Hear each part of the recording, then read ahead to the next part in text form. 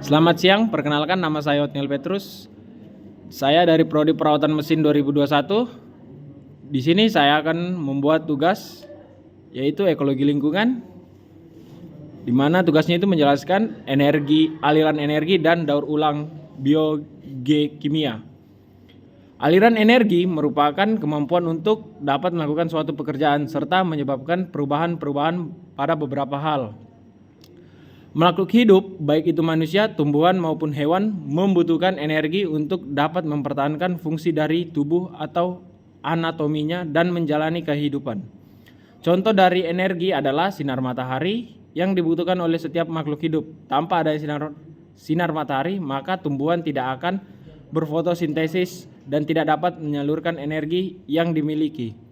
Energi tersebut mengalami perubahan ekosistem hingga disebut sebagai aliran energi. Pengertian aliran energi adalah rangkaian dari urutan pemindahan bentuk energi dari satu bentuk ke bentuk energi lainnya, yang dimulai dengan sinar matahari, lalu berpindah ke produsen, berpindah lagi ke konsumen primer atau herbivora, berpindah lagi konsumber tingkat tinggi atau karnivora hingga sampai ke saproba. Aliran energi juga dapat didefinisikan sebagai perpindahan energi dari satu tingkat trofik ke tingkatan berikutnya. Pada proses perpindahan energi tersebut selalu terjadi pengurangan pada jumlah energi di setiap urutan pemindahannya melalui tingkat trofik memakan. Energi dapat berubah dari bentuk satu ke bentuk lainnya, contoh seperti energi kimia, energi listrik, energi mekanik, dan energi panas. Perubahan bentuk energi menjadi bentuk satu ke bentuk lainnya dinamakan sebagai transformasi energi. Pada dasarnya, aliran energi dimulai dari cahaya matahari, kemudian diubah oleh produsen menjadi energi kimia dalam bentuk senyawa-senyawa organik.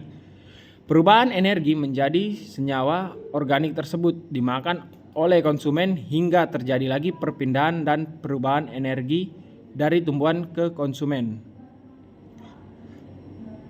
Aliran energi yang terjadi pada peristiwa dinilai tidak efisien karena beberapa alasan lainnya. Berikut penjelasannya. Pada setiap tingkat dari trofik, makhluk hidup mampu mengubah sebagian besar dari energinya menjadi panas ketika ia melakukan proses respirasi sel serta aktivitas sehari-hari.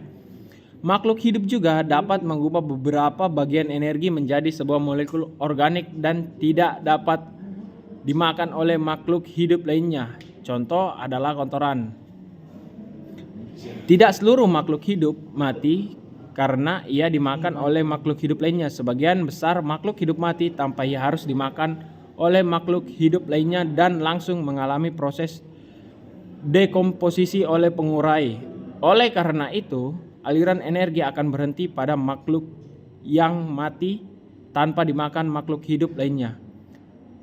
Karena ketiga alasan tersebut, aliran energi rantai makanan pun dianggap tidak efisien, seperti halnya aliran energi yang terjadi pada peristiwa-peristiwa lainnya. Daur biogeokimia merupakan perpindahan unsur-unsur kimia melalui makhluk hidup dan lingkungan abiotik, tanah dan air. Dalam daur biogeokimia dikenal dua macam daur, diantaranya daur edafik dan daur atmosferik. Daur edafik merupakan daur yang unsur kimia pada daur disebut tidak pernah membentuk gas di udara. Adapun daur atmosferik adalah daur yang unsur kimianya pada daur tersebut mengalami fase berbentuk gas di udara.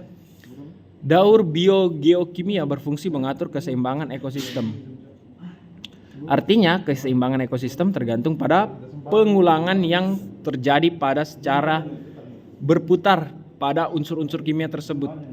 Unsur-unsur kimia yang dapat mengalami daur biogeokimia meliputi karbon, nitrogen, hidrogen, dan oksigen.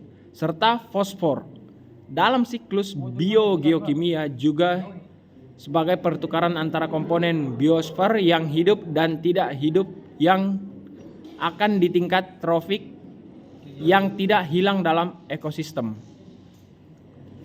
Siklus dalam pembentukan daur biokimia diantaranya adalah penguapan. Pada siklus ini atmosfer dengan pembentukan dalam keadaan jenuh, uap air menjadi noda air.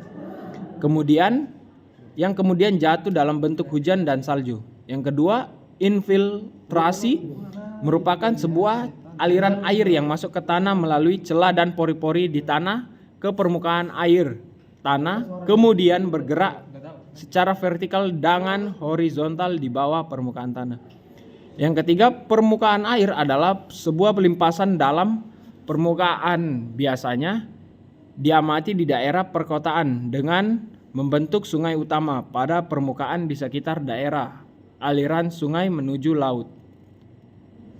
Sekian penjelasan dari saya. Mohon maaf kalau ada kurang. Selamat siang.